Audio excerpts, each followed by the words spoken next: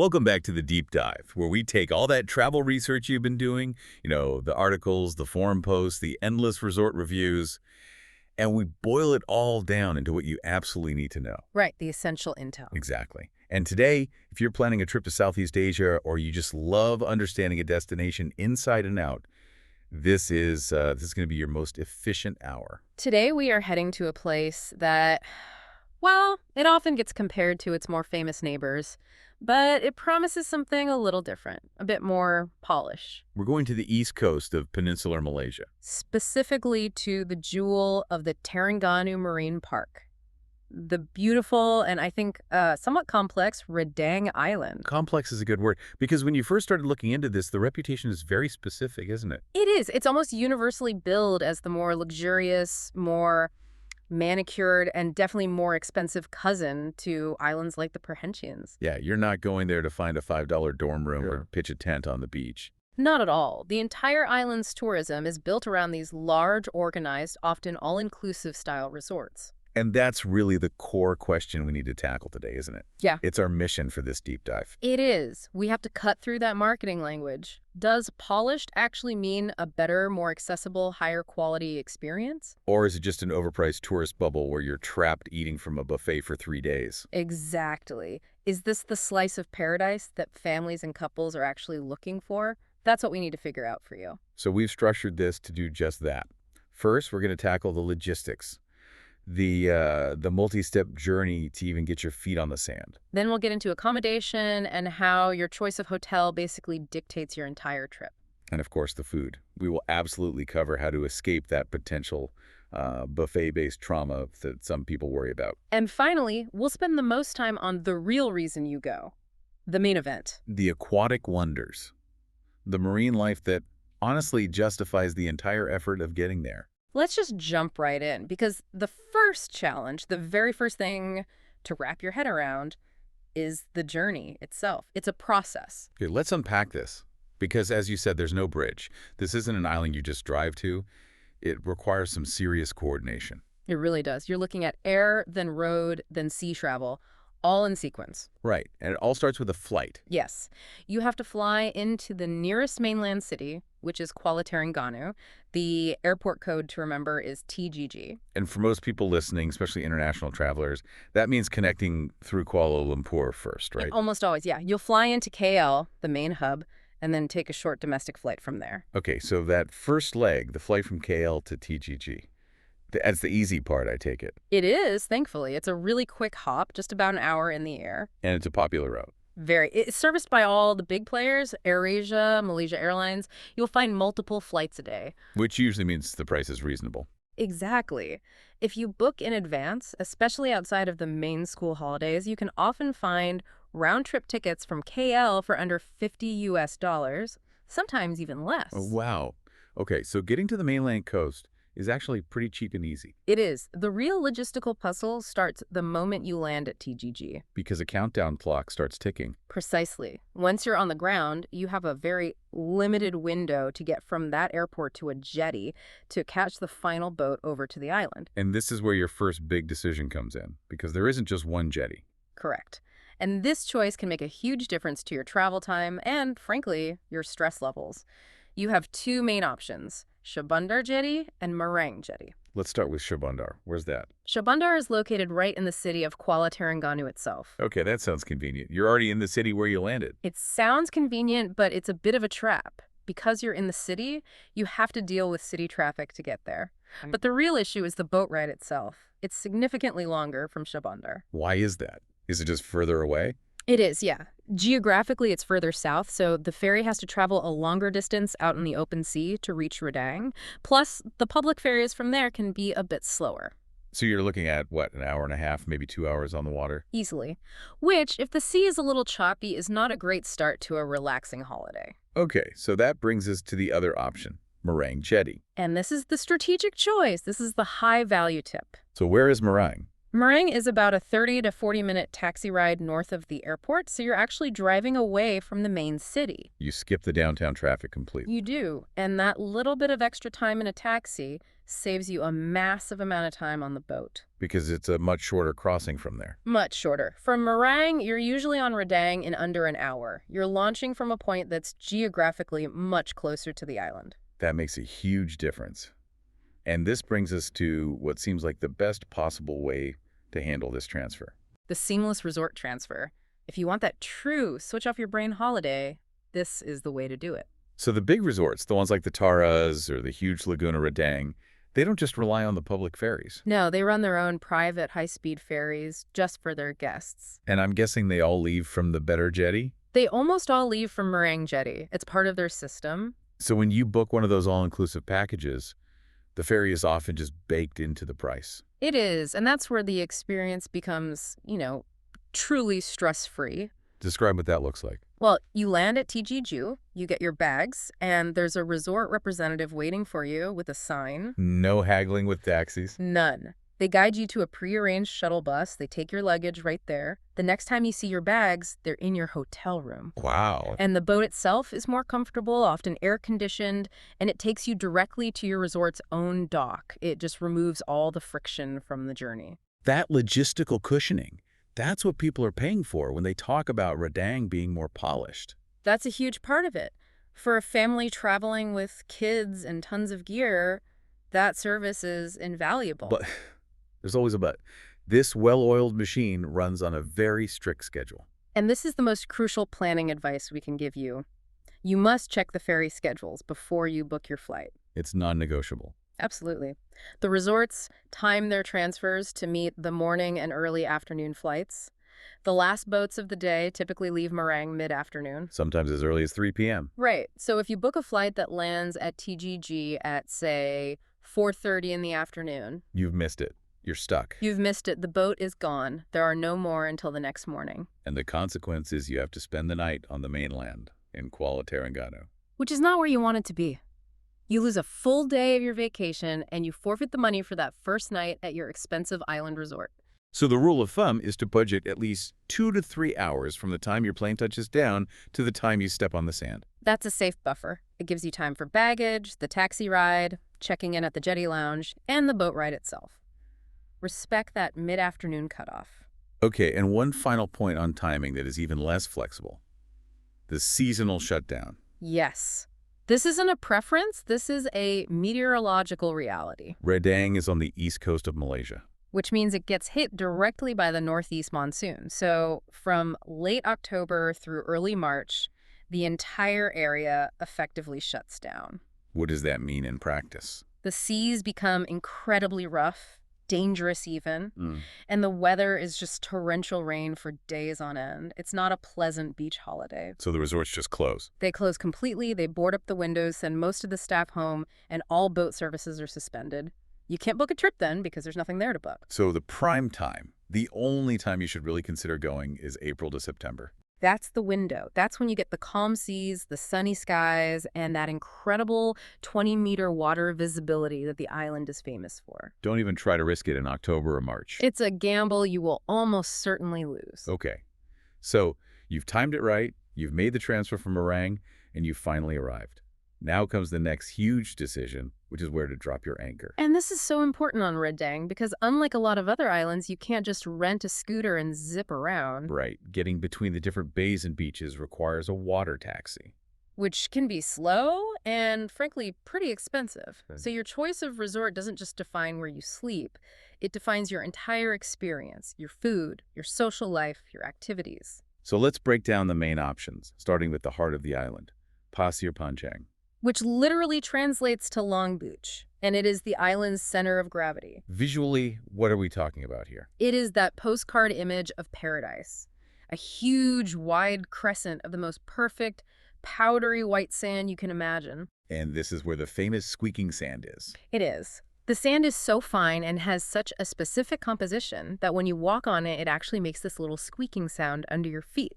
It's a really unique detail. And this beach is where most of the main resorts are located, side by side. Correct. And the big one, the one you can't miss, is the Laguna Redang Island Resort. The sources describe it as a giant, a self-contained universe. That's a good way to put it. It has hundreds of rooms, multiple restaurants, a massive swimming pool complex, its own dive center. It's designed to be a world unto itself. So let me challenge that for a second. If the goal is this pristine, natural paradise, Yeah, doesn't a resort of that scale kind of work against the vibe? that's a great question. And the answer is that Laguna isn't selling quiet, secluded paradise. It's selling convenience and scale. All right. The vibe is definitely more high energy. It's very social. And it is absolutely perfect for a specific group of people, families with kids. Because everything is right there. Everything. They offer those 3-day, 2-night packages that bundle your room, your buffet meals, and your snorkeling trips. It's a complete turnkey beach holiday solution. And that energy carries into the evenings on Long Beach. For sure. With all the resorts lined up, the beach comes alive at night. You'll find little pop-up bars on the sand, live music, those seafood barbecues we'll talk about later. If you want atmosphere and social energy, Long Beach is the spot. And it's not just Laguna, right? There are other similar places like Redang Reef or Seri Pacifica. Exactly. They offer a very similar vibe, just on a slightly smaller scale. Same convenience, same package deals. Okay, but what if that sounds like, well, a nightmare? What if you want the opposite of a giant, busy resort? Then you are looking for the secluded sanctuary, the total antithesis of Long Beach. And that would be the Taras. The Taras Beach and Spa Resort. It's in a different league, and more importantly, a different location. It occupies its own completely private bay. It's a world away from the Long Beach crowds. A world away. And you pay for that isolation. We should be upfront about the price. This is the premium luxury option. You're looking at several hundred US dollars a night. So what's the vibe there? Quiet, exclusive, impeccably maintained. It's all about privacy and high-end service. It's the perfect spot for a honeymoon or a big anniversary trip. For people who are actively trying to avoid the family-focused energy of Long Beach. Precisely. They are buying seclusion. Okay, so we have the busy hub and the exclusive sanctuary. Is there a middle ground? There is, and it tends to attract a more focused kind of traveler. These are the resorts in quieter areas like Teluk Kalong or Teluk Dalam. A place like Redang Kalong Resort comes to mind. And what's their niche? They often cater to the more serious, dedicated diving crowd. Ah, so the resort is built around the dive center, not a giant swimming pool. Exactly. The atmosphere is much quieter, more laid back. The focus is purely on the marine life, less on the evening social scene. And there's a little secret benefit to staying in these quieter bays, right? There is. Because there's so much less boat traffic and fewer people in the water, the snorkeling right off the beach in a place like Teluk Kalong can actually be better than on the main beach. The fish are less disturbed. Exactly. You get healthier coral and bolder fish right near the shore. But no matter which of these three styles you choose, you have to accept that practical consequence of being isolated in your bay. You do. If you stay at a secluded resort like the Taras, you are essentially a captive of that resort. You can't just decide on a whim to pop over to Long Beach for dinner. Not easily. You have to arrange one of those water taxis, which, as we said, can be surprisingly expensive and takes time to organize. The cost and hassle often mean people just don't do it. So the takeaway is clear. Choose Long Beach if you want options and energy. Choose a private bay if you want silence, but be prepared to stay put and pay for it. Your resort choice is the single biggest decision you'll make for your Redang trip. Okay, so from where we sleep to what we eat. Let's talk about the food, because this is often the biggest worry for people booking those all-inclusive deals. We have to tackle the buffet trauma. It's a very real fear, isn't it? The idea of queuing up for the same lukewarm food every day. Yeah, nobody wants that. And with Redang being so reliant on full board packages, you're going to be eating at a lot of buffets. You are, but the reality, especially at the bigger places like Laguna, is actually better than you might think. They cater to a wide audience. A very wide international and Asian audience, so it's not just bland Western food. They put a strong emphasis on good quality Malaysian dishes. So you'll find things like beef rendang. Absolutely. You'll find authentic rendang, various curries, stir-fries, noodle stations, all right alongside the pizza and pasta that you need to keep the kids happy. So it's more about variety and function than gourmet dining. That's the perfect way to put it. It is plentiful, it is convenient, and it works very well for families. But, and this is but Redang is not a culinary destination. Right, you don't go there for the food scene. No, it's built for consistency and volume. Not for foodies seeking some kind of revelatory dining experience. So if you're the kind of traveler who needs to escape the hotel canteen, you need an escape hatch. And luckily, there is a fantastic one. It's the absolute culinary highlight of the island. The evening seafood barbecue on Long Beach. Yes, this is the must-do experience. These are small, standalone places, often tucked between the bigger resorts. Paint the picture for us. What's this scene like? As sunset approaches, they drag these big charcoal grills right out onto the sand. The whole beach starts to fill with that incredible smoky, savory smell. And you don't order from a menu. No, this is the best part. You walk up to a big display of fresh seafood on ice and you point.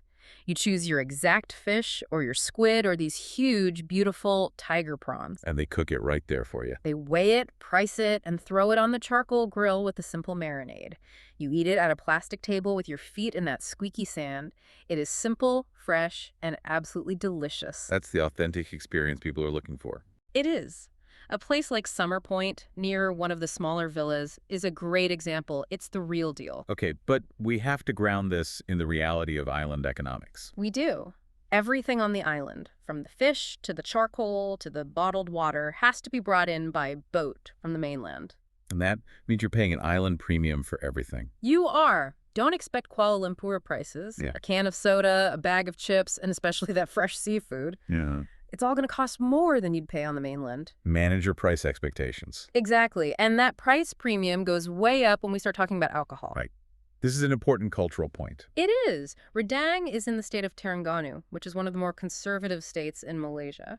So what does that mean for a tourist wanting a beer with dinner?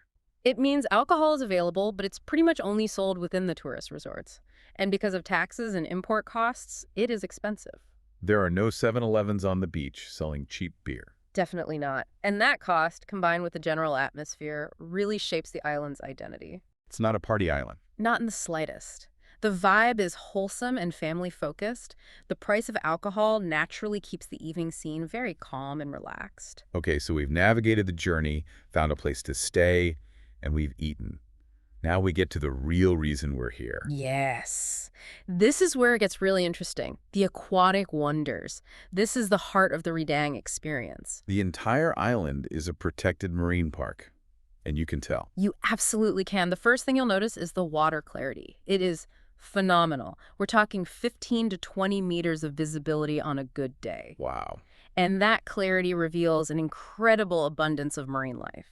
This is a thriving, healthy ecosystem. And snorkeling is the #1 activity. It's built into every resort package. It is. It's the most accessible way for everyone to experience it. So let's talk about the main spots you'll go. First up, the Marine Park Center. This is the place everyone goes, right? The guaranteed sighting spot. It is. Because the fish here are so used to people and, unfortunately, used to being fed, they gather in enormous schools. You are guaranteed to be surrounded by clouds of fish. So for a first-timer or a kid, it's an instant wow moment. Absolutely. You'll see huge schools of jackfish, colorful parrotfish. It's an immediate reward. But there is a major downside. A huge one. During peak hours, this place is chaos. You can have hundreds of people in the water at once, all in their orange life vests. It's been described as human soup.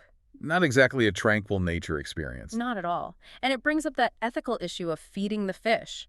Many operators hand out bread to attract them. Which is terrible for the fish and the reef. It is. It's just not a sustainable practice. So we'd say, go see the fish, but please do not participate in feeding them. Just observe. Okay, so if the marine park is the chaotic introduction, what's the spiritual highlight? That would be Turtle Bay, near Teluk Kelong. And this is an absolute must-do. This is the experience that will stay with you. You just float quietly on the surface, and below you, in the seagrass beds, are giant green sea turtles. Just eating. Just peacefully munching on seagrass, completely unbothered.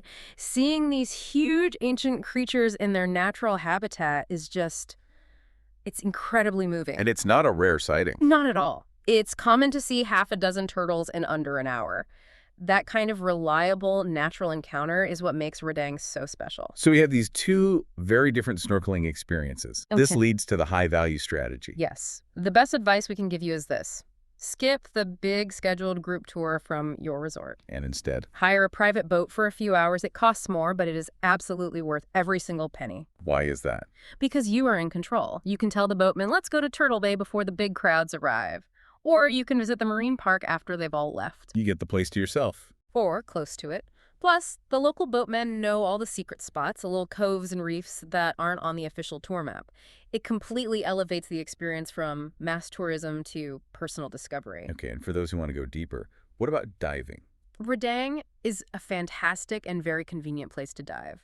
There are over 20 registered dive sites around the island. Catering to all skill levels. All levels. There are beautiful shallow coral gardens for beginners, and for more advanced divers, there are deeper pinnacles and even a couple of wrecks to explore. And the coral health is good. It's generally very good. You see these huge fields of table coral, vibrant, soft corals. It's a really healthy, protected reef system. What are some of the star attractions for divers?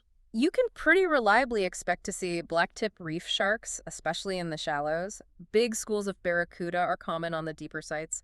Yeah. And just a dizzying variety of reef fish. And it's easy to organize. Super easy. Every single major resort has its own PADI certified dive center. You just walk in, show your card, and book your dives. It couldn't be simpler. So the water is clearly the main event.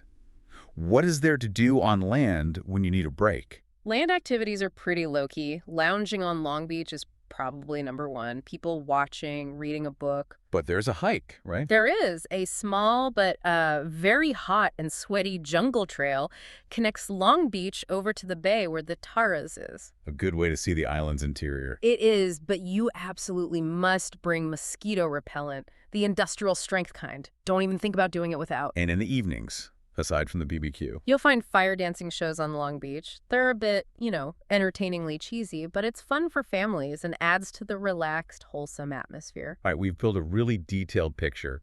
Now let's apply that essential filter. What are the things you should actively skip to have a better trip? Okay, number one, and this might sound counterintuitive, skip the standard 3-day, 2-night package. That's the main product they sell. Why skip it? Because it's too rushed. When you factor in the travel time, you arrive, and you're immediately thrown onto this rigid schedule of meals and snorkeling trips. There's no time to just breathe. You feel like you have to do everything because you've already paid for it. Exactly. You lose all flexibility. The much better strategy is to stay for at least 4 or 5 nights. Book your room only, and then pay for your activities a la carte. That makes so much sense. Unless you have a lazy beach day without feeling guilty. Right. My turn for an emphatic skip, and we've touched on this. Skip interfering with nature. Do not feed the fish. Even if the boat operator gives you bread. Especially then. Just politely decline. It's bad for the fish. It's bad for the coral. Be a respectful observer in the marine park. Okay, what's next on this skip list? Skip trying to do Redang on a shoestring budget. It's just not that kind of place. It really isn't. The island prices for food, drinks, and transport will just lead to constant frustration if you're trying to count every penny. So if you're a budget backpacker, You will have a much better time and get far better value for your money on the nearby Perhentian Islands. Redang is firmly a mid-range to luxury destination. and the final, most important skip of all. We have to say it one more time. Skip the seasonal risk. Do not, under any circumstances, try to go during the monsoon from late October to early March. It's a guaranteed trip burner. Guaranteed. Okay, so what does this all mean? We've gone through all the details. Let's synthesize it. What is the actual real vibe of the island? I think the best word for it is manicured. It's a curated paradise.